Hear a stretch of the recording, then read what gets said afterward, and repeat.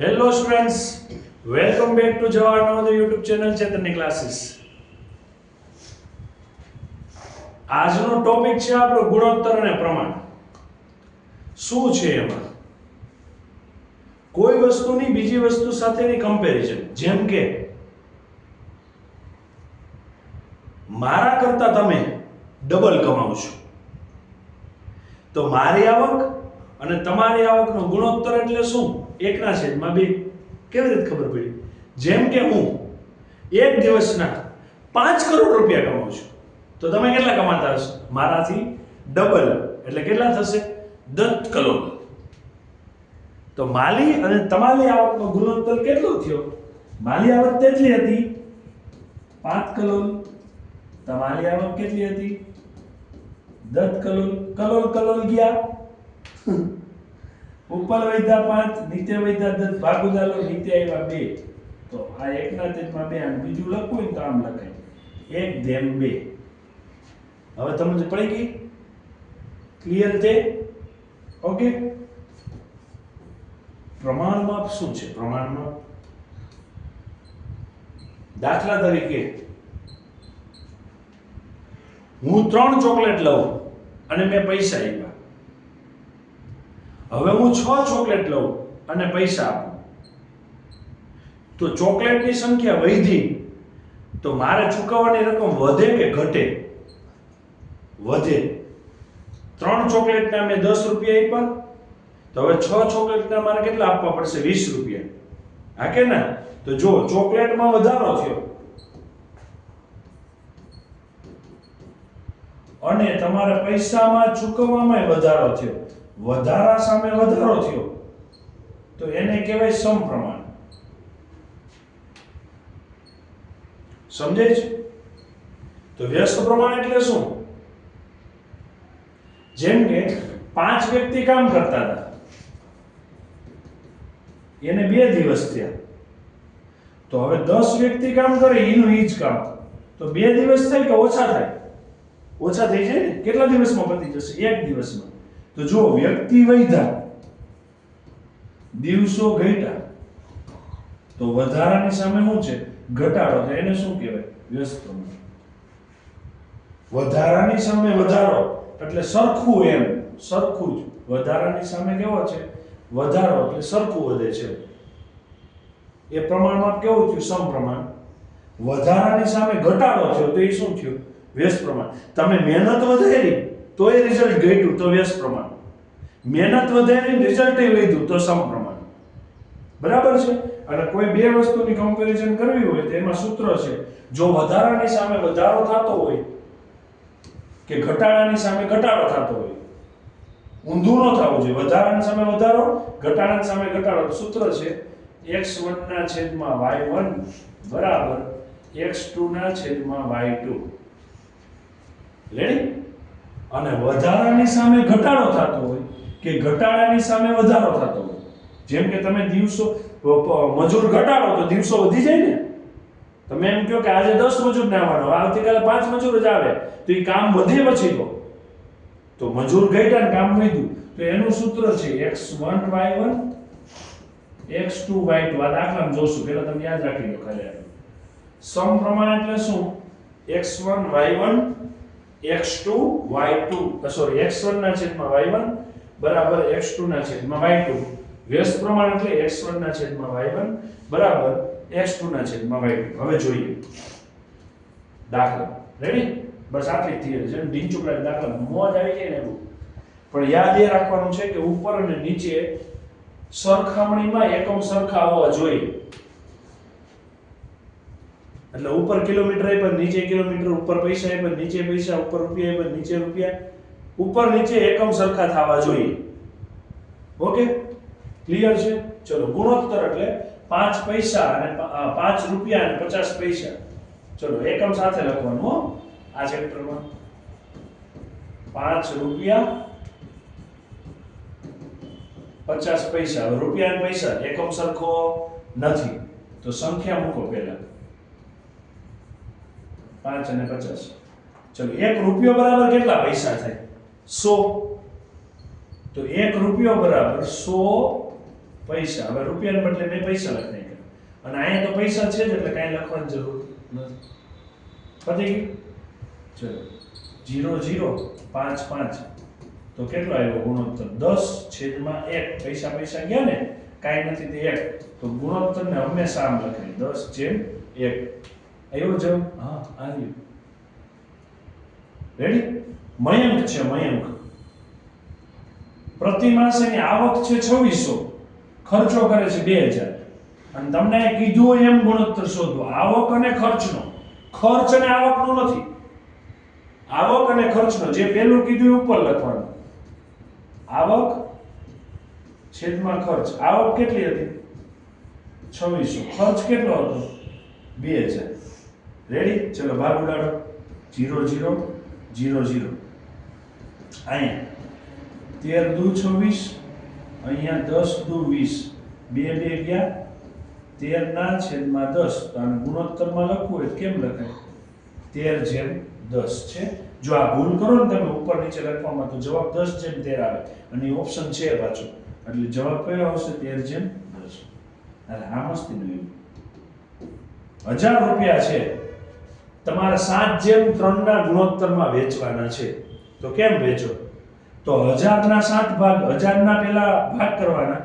કેટલા? તો આ જે બે છે ને ગુણોત્તર એ ચેક કરો. ચલો ગુણોત્તર કેટલો આપ્યો છે? 7/3. હવે એ બે સંખ્યા લ્યો 7 અને 3. તો ટોટલ કેટલા થયા? 10 ભાગ. રેડી? કમ્પ્લીટ? હવે શું કરવાનું? તમારે 7/3 ના ગુણોત્તરમાં વેચવું છે ને, એટલે 7 અને 3 કુલ કેટલા હતા? 10. કુલ કેટલા હતા? 10. કઈ રકમને વેચવી છે? 1000 ને. કરી નાખો 1000. એવડું? ફરીથી જે ગુણોત્તર આપ્યો એને સરવાળો કરો. પછી શું કરવાનું? નીચે કુલ સંખ્યા મૂકવી, ઉપર 7 અને 3 મૂક્યા. અને રકમ કેટલી હતી તમારી? 1000. એના માટે ગુણો. ચલો ભાગ ઉડાડો.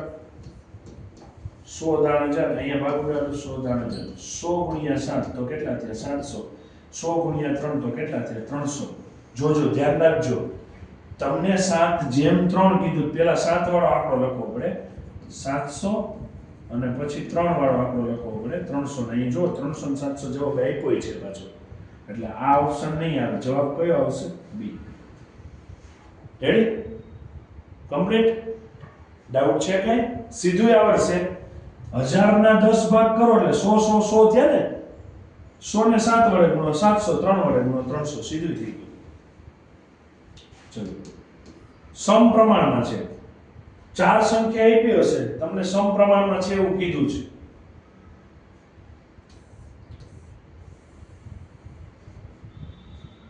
દસ 20 x અને 40. 10 20 x અને 40 સમપ્રમાણનો નિયમ છે. પહેલા અને છેલ્લા ગુણાકાર, બીજા અને ત્રીજા ગુણાકાર.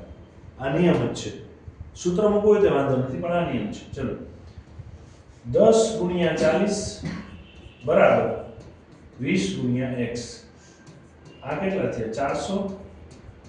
20 ગુણ્યા x. આપણે x શોધવા છે તો 20 ને બાજુમાં કાઢો. ગુણાકારમાં તો ક્યાં આવી જશે? ભાગાકાર. ચલો ભાગ ઉડાડી. કેટલા થશે?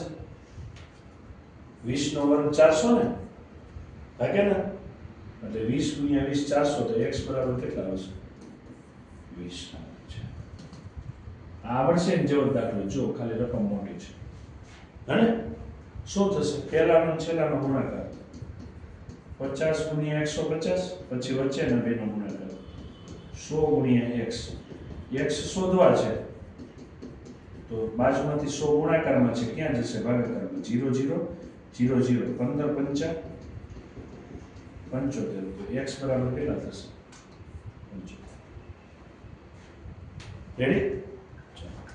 બે સંખ્યાનો ગુણોત્તર 7/3. પાછો એના જેવો દાખલો આવ્યો પણ એવો નથી. જોજો, બે સંખ્યાનો ગુણોત્તર કેટલો થયો? 7/3. ઈ બે સંખ્યાનો સરવાળો 630. તો ગુણોત્તર આવે ત્યારે આવું કરી નાખવાનું. બે સંખ્યા કઈ કઈ થાય? 7/3 હતું તો એક થાય 7x, બીજી થાય 3x. બરાબર છે? તો આ મોટી સંખ્યા થશે ને, આ મોટી સંખ્યા, આ નાની સંખ્યા. હવે ઈ બે સંખ્યાનો સરવાળો 630. તો કોનો સરવાળો? 7x 3x 630 આવડશે?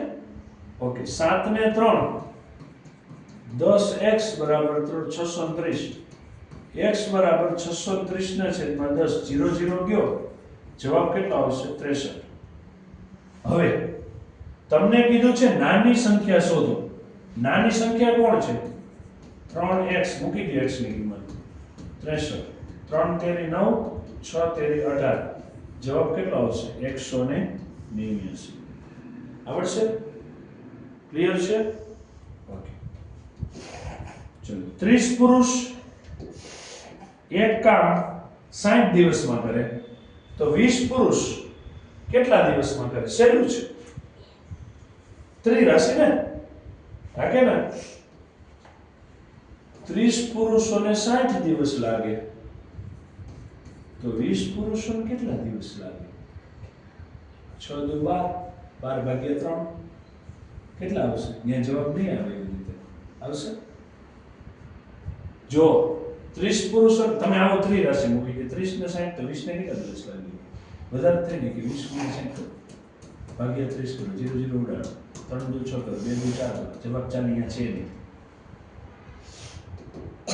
શું કરવાનું પુરુષો ની સંખ્યા અહીંયા ઘટી ને ચેક કરો તો 30 માં કેટલા થયા 20 તો દિવસો 60 છે ઈ ઘટશે કે વધશે માણસો ઘટ્યા દિવસો વધારવા પડશે ને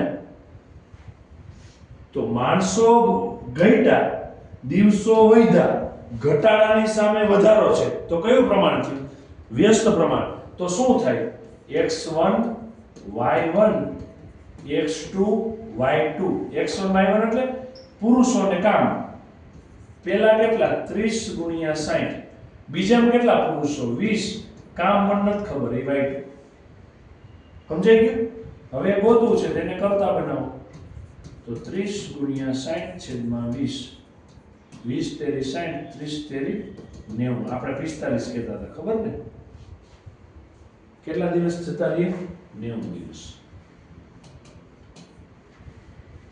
ચલો મસ્ત દાખલો છે 200 રૂપિયા છે એને તમારે 8 7 અને 5 ભાગમાં વેચવાના છે તો શું કરાય પેલા ભાગ કેટલા પડે 200 ના 8 ને 7 15 15 ને 5 20 જે ગુણોત્તર આપ્યો છે ને એનો સરવાળો કરવાનો 8 ને 7 15 15 ને 5 20 હવે 220 વડે ભાગો કેટલા આવ્યા 10 ને ઓકે અને હવે આ 10 આવ્યા ને આ ત્રણેય સંખ્યા એને ગુણો 10 8 80 તો 80 વાળો ઓપ્શન છે આ રહ્યા બે છે 10 7 70 બીજો ઓપ્શન 70 આવવો જોઈએ અહીં નથી નીકળી ગયું ને એક જ બીજો ને 80 70 અને 50 ડન એવી જ રીતે અહીંયા 9861 વેચવાના જેમ 200 હતા ને એમ 9861 ને પણ કયા ગુણોત્તરમાં છે 3:11:5 તો 11 ને 3 14 14 ને 5 19 રેડી અને હવે તમારે b ના ભાગમાં કેટલા આવે એ ચેક કરવા છે b વચ્ચે છે વચ્ચે કોણ છે 11 તો તમારે શું કરવાનું 11 છેદમાં કુલ કેટલા હતા 19 અને રકમ કેટલી હતી 9861 રેડી ચલો 9861 નો 19 થી ભાગ ચલાવો કેટલો આવશે 19 5 55 ત્રણ વૈધા ભાગની ચાલે ઉપરથી ઉતર્યા 6 19 દુ 38 વધી જાય એટલે 19 એકા 19 તો કેટલા વૈધા 17 ભાગની ચાલે 1 171 19 ના ઘડિયામાં 171 ક્યાં આવે 19 નવા 19 નવા 171 રેડી એટલે અહીંથી જશે 0 એટલે અહીંયા ભાગ ઉડ્યો તો 19 ગુણ્યા 519 એટલે 19 ગયા હવે 519 ને 11 વડે ગુણવાના 519 ને 11 વડે ગુણો તો પાછળનો અંક એકમનો કયો આવશે 519 ને તમારે 11 વડે ગુણવાના છે આવી સંખ્યા આવે ને ત્યારે ધ્યાન નહીં રાખવાનું એકમના અંકને ગુણો ચલો 9 એકા 9 પાછળ 9 આવતો એવો જવાબ છે કે ગુણાકાર નહીં કરવો પડે કયો છે આ લ્યો 5709 લ્યો ચેક કરીએ 11 વખત હતા મેં 10 વખત ગુણું તો 5190 થઈ. હજી 519 બાકી.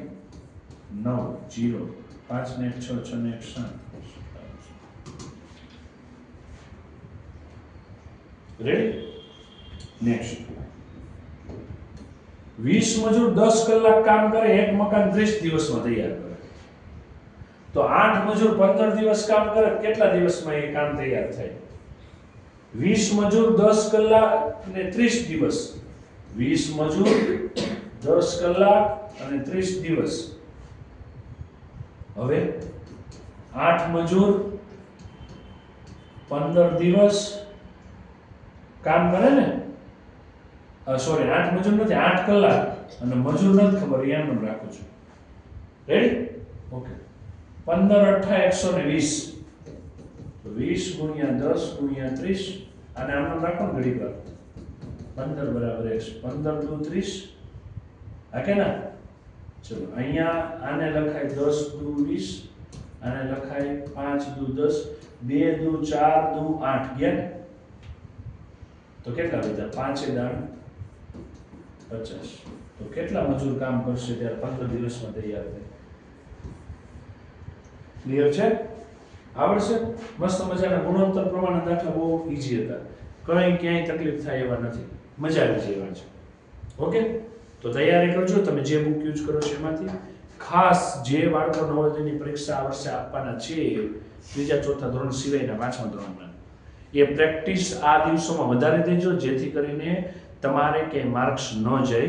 પેપર સેટ કોઈ પણને જોતો હોય તો મને મેસેજ કરે, મારા નંબર અહીંયા નીચે ડિસ્ક્રિપ્શનમાં આપેલો જ છે. હું તમને પેપર સેટ મોકલીશ, ઘરે તૈયારી કરજો, જેથી કરીને રિઝલ્ટ સારું આવે તો 6થા થી 12મા ધોરણ સુધી તમારું એજ્યુકેશનની ચિંતા તમારા મમ્મી પપ્પાને દૂર થઈ જાય અને મસ્ત મજાનું હાઈ લેવલનું ટીચિંગ જ્યાં મળે છે એવી સ્કૂલમાં આપણને એડમિશન મળે તો જિંદગી બની જાય. ઓકે, શેર કરવાનું ભૂલશો નહીં, સબસ્ક્રાઇબ કરવાનું ભૂલશો નહીં. મળીએ નવા લેક્ચરમાં નવા વિડીયો સાથે. ત્યાં સુધી ટાટા.